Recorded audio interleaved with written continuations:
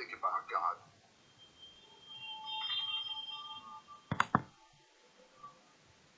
God is a thought.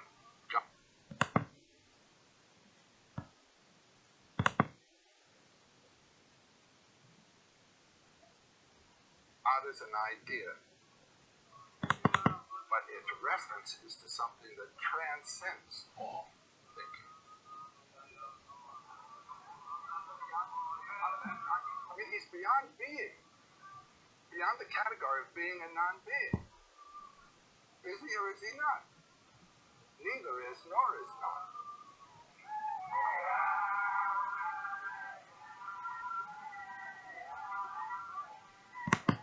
Every God, every mythology, every religion is true in this sense. It is true and metaphorical of the human and cosmic mystery.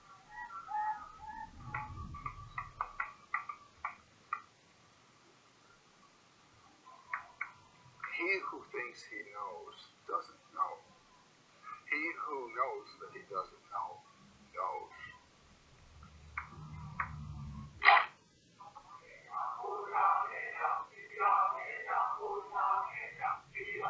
There's an old story that is still good. The story of the quest, the spiritual quest. That's to say, to find the inward thing which you basically are. All of these symbols in mythology refer to you. Have you been reborn? Have you died to your animal nature and come to life as a human incarnation?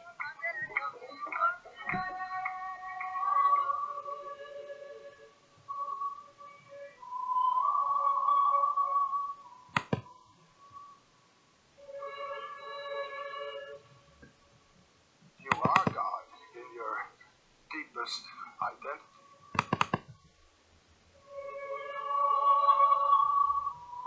You are one with the transcendent.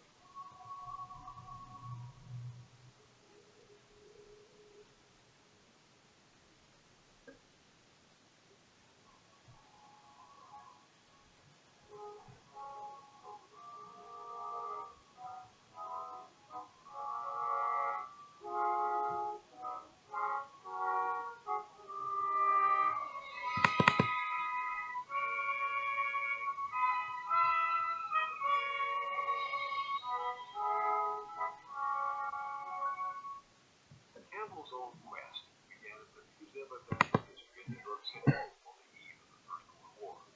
He wasn't yet 10 years old when he saw the totem poles and masks of Native Americans. He was mesmerized. Who made these? He asked. What do they mean? Right then and there began a lifelong fascination with making one of the world's foremost authorities on mythology, a prolific writer, and extraordinary teacher. Pure intuition brought us back to this very place where his long journey started, the American Museum of Natural History, just a few months, as it turned out, before Joe's unexpected death. We had finished 2 summers of discussion at George Lucas's Skywalker Ranch in California, where Campbell had been working, director on his epic Star Wars trilogy. Joe went home to Hawaii, and I returned to New York with my team, beginning editing and would turn those conversations into our media series, The Power of Men. Over many hours, Joe and I talked about his life's adventure with mythology.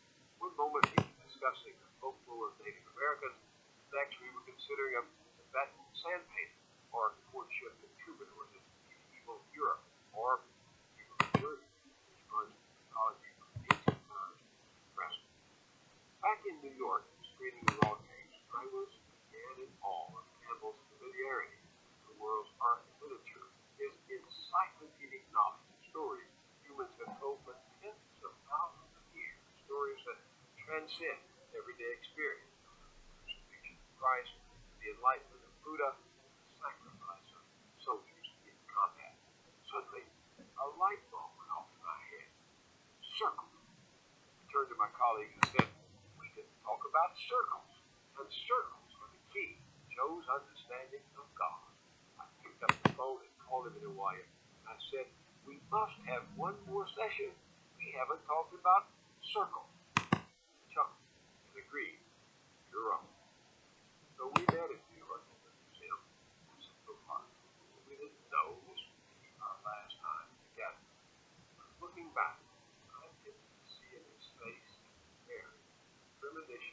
life, spirit, and fear? I'm not sure. What I do remember most vividly from that evening is that I had never seen so much life in his eyes. Is there something in common in every culture that creates this need for God? Well, I think anyone who has an experience of history at all knows that there is a dimension, let's say, of the universe that is not that which is available to the senses. There's a wonderful saying in one of the Upanishads, when for a sunset or a mountain, and the beauty of this was that you pause and say, that is participation. And I think that's what it is the realization of wonder. And also the experience of tremendous power, which people, of course, living in the world of nature, are experiencing all the time. You know, there's something there that's much bigger than the human dimension. And our way of thinking in the West largely is that God is the source of the energy. The way in most Oriental thinking, and I think most what we call primitive thinking also, is that God is the manifestation of energy, not the source. God is the vehicle of energy. And the level of energy that is involved or represented determines the character of the God. There are gods of violence, there are gods of compassion, there are gods that unite the two, there are gods that are the protectors of kings in their war campaigns. These are personifications of the energy that's in play. What the source of the energy is, what's the source of the energy in these lights around us? So this is totally distinct. Doesn't this make of fate and anarchy, sort of continuing war among principalities? As life is, yes. I mean, even in your mind, when it comes to do anything, there will be a war, a decision as to priorities. What should you do now? Or in relationship to other people, there are 4 or 5 possibilities of my way of action. And the notion of divinity or divine life in my mind would be what would determine my decision. If it were rather crude, it would be a rather crude decision. Is divinity just what we think? Yes. What does that do to faith? Well, it's a tough one about faith. You are a man of faith. You're a man of wonder. Yeah, I don't have to have faith. I have experience. What kind of experience? Well, I have experience of the wonder of life. I have experience of love. I have experience of hatred, malice. I like to punch the God's jaw. I admit this. But those are different divinities.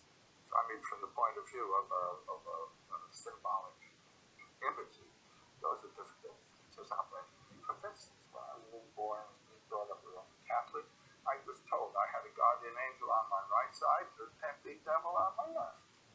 And when it came to making a decision of what I would do, the decision would depend on which one had most influence on me. And I must say that in my boyhood, and I think also in the forward thinking, they actually concretized those thoughts. Did what? It was an angel. That angel is a fact. The devil is a fact, you see. Otherwise, one thinks of them as metaphors for the energies that are afflicting and guiding. Those energies come from your own life, the energy of your own body, your different organs, your body, your head, body, consciousness, and your life comes from your mind. The ultimate energy is the life of the universe. And you say, well, somebody has to generate that. Why can't it be impersonal? That would be Brahman. That would be the transcendent system. That you can also be. And then yes. east of Suez.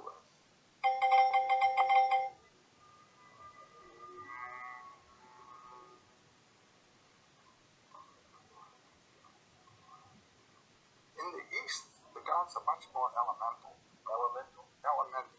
less human, and more like the powers of nature.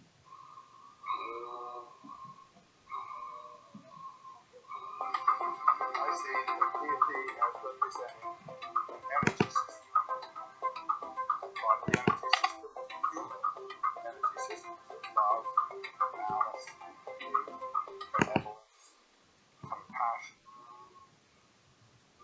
And in Oriental thinking, God is the vehicle for this energy, not the source. Well, of course, the heart of the Christian faith is that these elemental forces you're talking about embody. Wow! Yes. And that is true for you as well. That what Jesus was the person who realized that in himself and lived. I was the Christ of this. What do you think about Jesus? We just don't know. What we know are four contradictory texts that tell us what he did. Written many years after he lived. But I think we know what Jesus said. I think the sayings of Jesus are Thomas Gospel, Gospel of Thomas, which is done up there without those other gospel texts. It has all the flavor of one of the synoptics, Matthew, Mark, or Luke, except that it doesn't say quite the same thing. There's one wonderful passage, it's the last one in the gospel entry. When will the kingdom come? Now in Mark 13, I think it is, we hear, and the world is going to come. That's to say, a mythological image that's is taken as a reference to an actual physical historical fact to be. When you read the Thomas Gospel, Jesus says, the kingdom of the Father will not come by expectation. The kingdom of the Father is spread upon the earth, and men not see it. So I look at you now in that sense, and the radiance of the presence of the divine is known to you. For me, You, sure. a journalist, Jesus also says in this text, he who drinks from my mouth will become as I am, and I shall be he. He's talking from the point of view of that being of beings, which we call Christ, who is the being of all of us. And anyone who lives in relation to that is as Christ. And anyone who incarnates, or rather brings into his life the message of the word, is equivalent to Jesus. That's the sense. so that's what you mean when you say, I am radiating God to you. You are, yes. And I'm speaking this seriously. No, I happen to believe the same as you without being able to articulate it as you do. I do sense that there is divinity. The divinity is in the other. So you are the vehicle. You are, as it were, radiant of the Spirit. And that's, why not recognize it? I'll tell you what the most gripping scripture in the Christian New Testament is for me. It says, I believe, help thou my unbelief. I believe in what? I believe in this ultimate reality. And that I can experience it, that I do experience it. But I don't have answers to my questions. I believe in the question. Is there a God? I had a very amusing experience, which might be worth telling. I was in the New York Athletics Club swimming pool. And you know, you don't wear your collar this way or that way when you're swimming. And I was introduced to a priest. This is Father so-and-so. This is Joseph Campbell. I'm a professor. He's a professor at one of our Catholic universities. So after I'd had my swim, I beside, in what we call, the horizontal athlete situation, and the priest is beside me. And he said, Mr. Campbell, are you a priest? I said, no, Father. He said, are you a Catholic? I said, I was, Father. He said, and now he had the sense to ask it this way, do you believe in a personal God? I said, no, Father. And he said, well, I suppose there is no way to prove by logic the existence of a personal God. I said, if there were, Father, what would be the value of faith? Well, Mr. Campbell, it's nice to have met you, and he was off. I really felt I'd done a jiu-jitsu trick. But that was a very illuminating conversation. The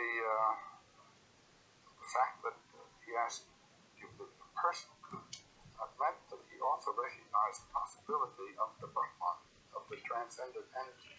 Well, then what is religion? Well, the word religion means religio, linking back the phenomenal person to a source. If we say it is the one life in both of us, then my separate life has been linked to the one life, religio, linked back. And this becomes symbolized in the images of religion, which represent that connecting. Your friend Jung, a great psychologist, says that the most powerful religious symbol is the circle. He says the circle is one of the great primordial images of mankind, that in considering the symbol of the circle, we are analyzing the self.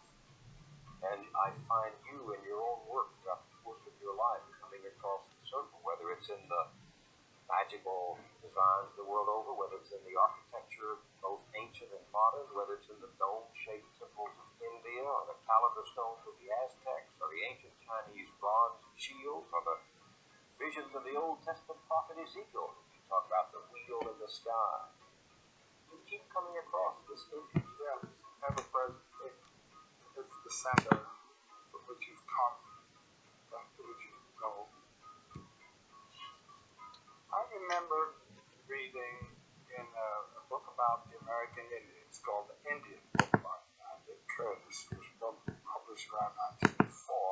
Her conversation with a chief